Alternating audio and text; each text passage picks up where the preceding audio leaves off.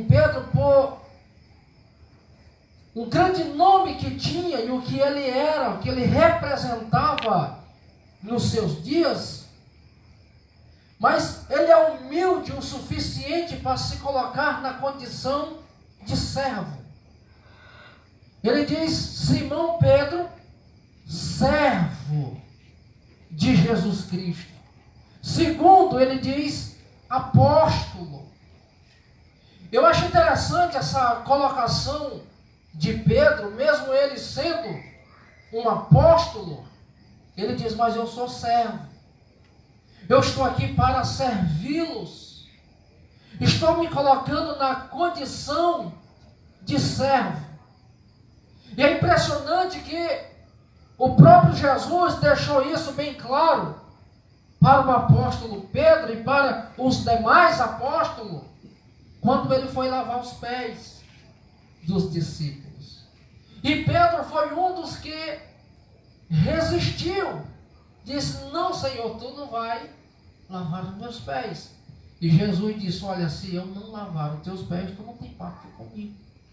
É uma coisa interessante que eu quero mostrar com isso é que Jesus, ele sendo o maior, ele estava pronto para servir.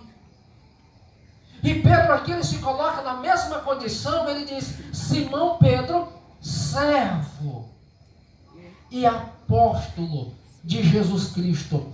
É impressionante que, como apóstolo, ele se faz servo. Ele se coloca em uma categoria mais baixa, em uma simplicidade, mas isso não tira o mérito de Pedro, a sua grandeza como apóstolo. E a gente vê que isso é bem diferente, né? Quanto mais a pessoa cresce, mais ele acha que está em um estado de ser servido.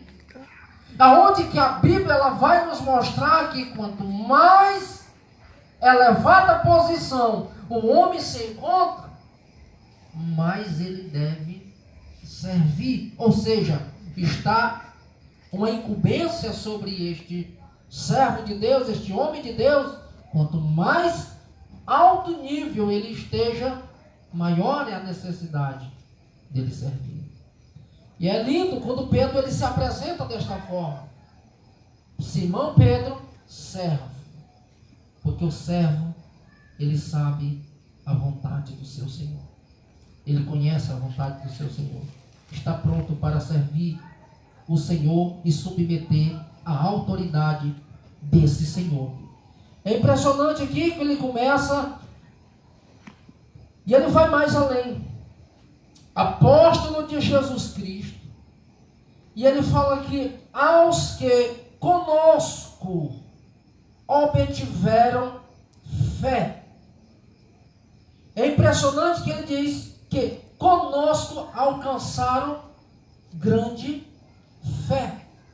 Ou seja, se nós temos uma volta atrás na primeira carta, Pedro está motivando a esses irmãos permanecerem na fé.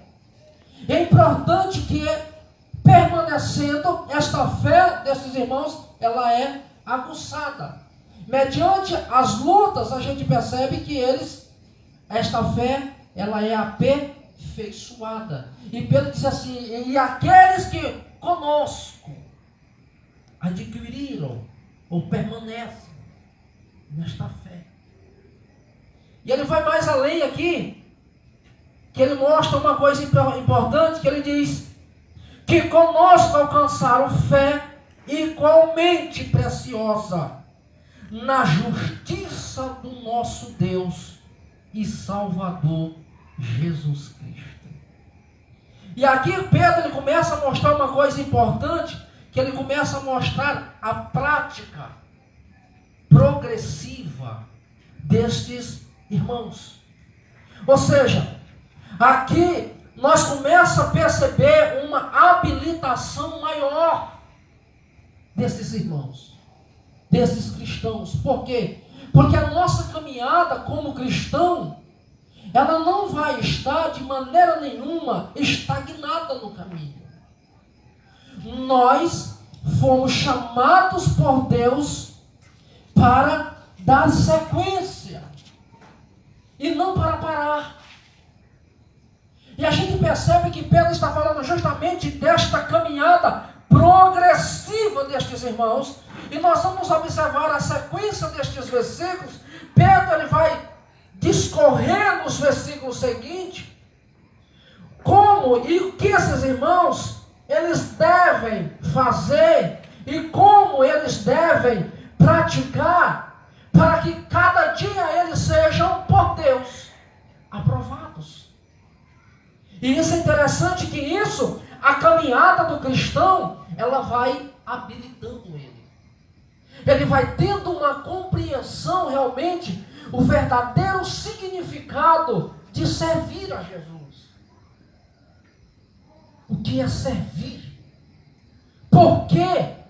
Que agora, e aí os historiadores dizem que Pedro está escrevendo esta carta justamente para os mesmos que eram dispersos. Então ele começa a entender o seguinte, que nós estamos em uma caminhada, e essa caminhada nossa ela é progressiva. Ela não pode se estagnar, mas ela tem que ser uma caminhada de experiências com Deus. É uma caminhada que Deus ele vai nos habilitando nesta caminhada, ele vai se relacionando, ele vai motivando a igreja, e ela vai tendo uma compreensão do real significado do que é servir ao Senhor. E ele começa a mostrar claramente aqui nessa progressividade desta graça na vida dos cristãos. E ele vai no versículo 3, ele diz: visto como pelo seu divino poder nos tem sido doado todas as coisas que conduzem a vida, a piedade, pelo conhecimento completo daquele que nos chamou para a sua própria glória e virtude. Louvado seja Deus. Então Pedro ele começa a mostrar aqui essa caminhada, essa progressividade desta caminhada, e ele começa a trazer para os irmãos um entendimento de por que nós estamos nesta caminhada. Porque existe sobre nós o quê? Promessas. Existem promessas de Deus sobre nós.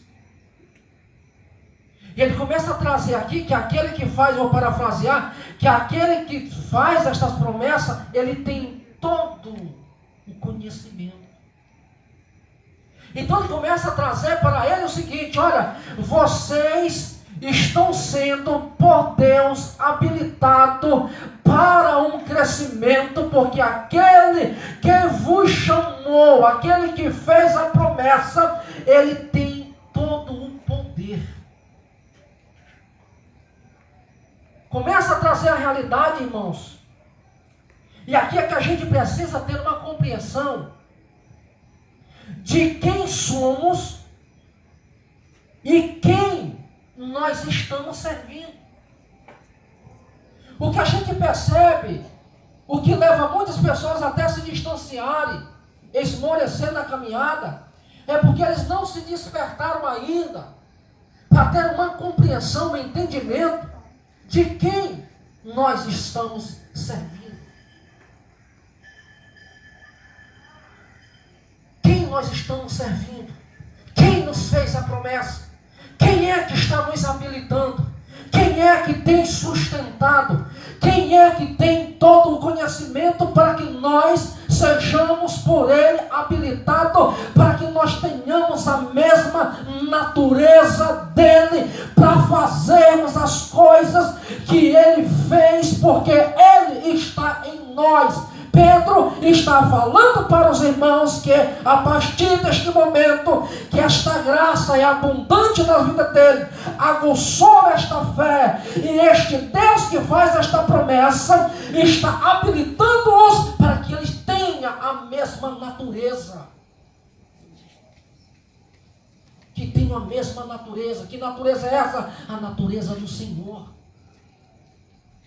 a natureza de Cristo. E a mesma natureza, nós vamos ter o discernimento daquilo que Deus está falando.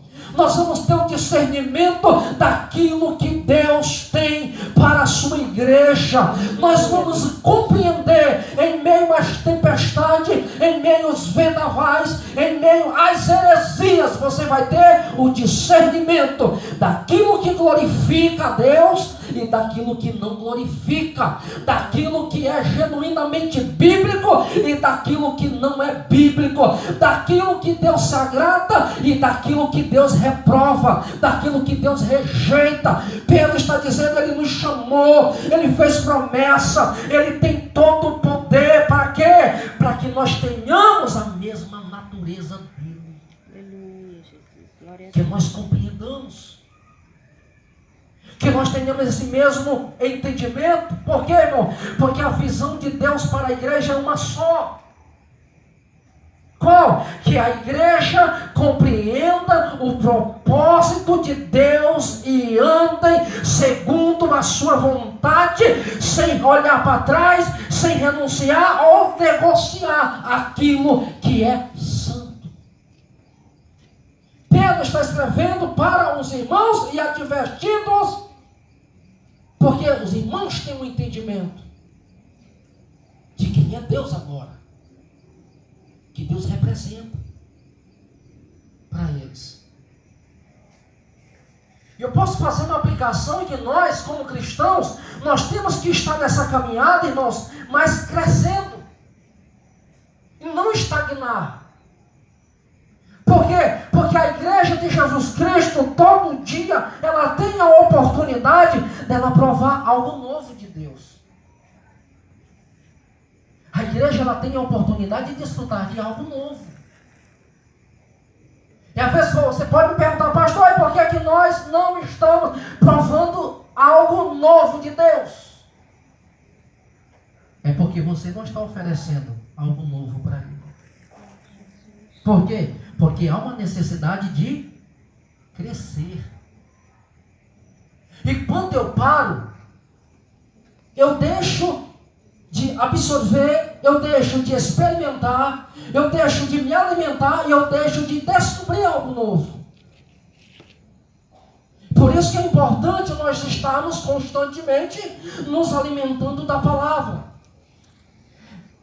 buscando em Deus a cada dia uma habilitação, porque os irmãos estão sendo habilitados.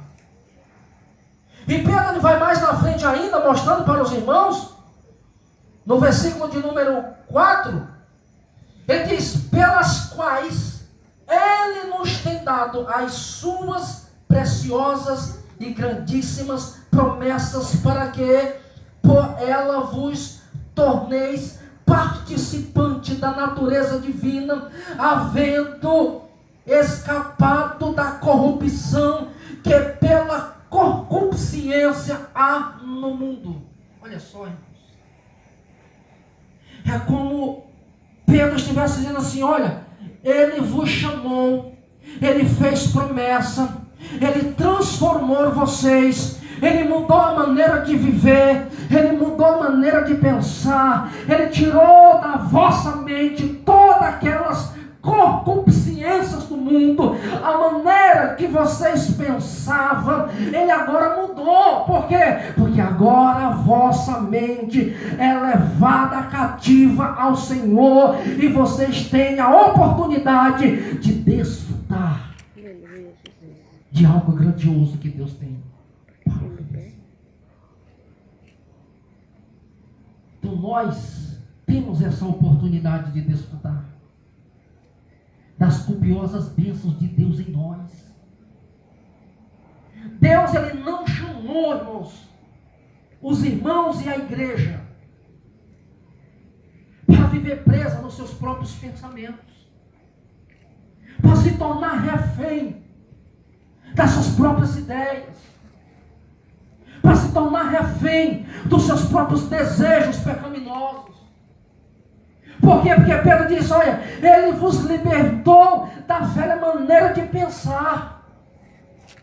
Ou seja, o que Pedro está dizendo é que nós temos que pensar como Cristo pensa. que nós temos que agir como Cristo age. Por quê, irmãos? Porque há uma nova mentalidade em nós. O que é que Paulo diz lá em 2 Coríntios, capítulo 5, versículo 17? Quem está em Cristo? Nova criatura. As coisas velhas se passaram? Eis que tudo fez novo. Paulo está falando ali de mentalidade. Paulo está dizendo o seguinte: olha, a maneira que vocês pensavam agora mudou. Vocês não andam mais segundo o rudimento do mundo. Em algumas versões diz: vocês não andam mais segundo o curso deste mundo. Por quê? Porque andar segundo o curso é como se você descesse no rio a favor da correnteza. E descer a favor da correnteza é fácil, né? Você pode pular dentro de uma canoa, não carece nem remar, que a correnteza te leva. Mas quando Paulo diz assim: vocês não andam mais segundo o curso deste mundo, ele está dizendo que nós temos que andar agora o contrário. Agora vai subir contra a correnteza. Mas Paulo está dizendo que é assim que o cristão tem que andar. É contra a correnteza. Vocês agora remam contra o curso deste mundo. Vocês agora pensam, agem e vivem diferente do conceito do mundo. E é isso que Pedro está trazendo, porque ele chamou, ele fez promessa, ele vos libertou da vossa vã maneira de viver. Agora vocês não pensam como os demais, ou seja, como os do mundo pensam. Vocês pensam diferente agora. Irmão, vocês já se encontraram diante de situações e você às vezes não sabe como tomar aquela decisão e você faz aquela pergunta: se Jesus estivesse no meu lugar, qual seria a atitude dele? Vocês já fizeram essa pergunta? Isso é bom para o cristão exercitar isso. Diante de uma situação dessa, o que Cristo faria? Eu tenho certeza que você, no seu subconsciente, você saberia exatamente qual era a decisão que Jesus tomaria.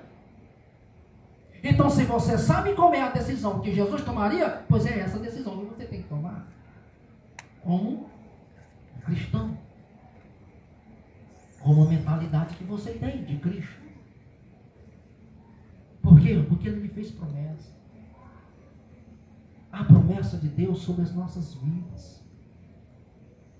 Pedro, ele está enfatizando aos irmãos aquele que vos chamou, e ele fez promessa, ele mudou a nossa maneira de viver, ele mudou a nossa maneira de pensar, ele mudou agora a nossa forma de enxergar as coisas, porque agora nós estamos fixados nas coisas do reino. Porque Pedro está escrevendo para uma igreja, irmãos. Se a gente for olhar o contexto daquela igreja, ela vivia debaixo de opressão. E depois da opressão, lá para os anos 60, 66, que é justamente começa ali a perseguição de Nero. E a gente vê que tanto tem a perseguição do governo, como tem agora as falsas heresias, os falsos mestres, como agora tem pessoas tentando deturpar a fé dos irmãos.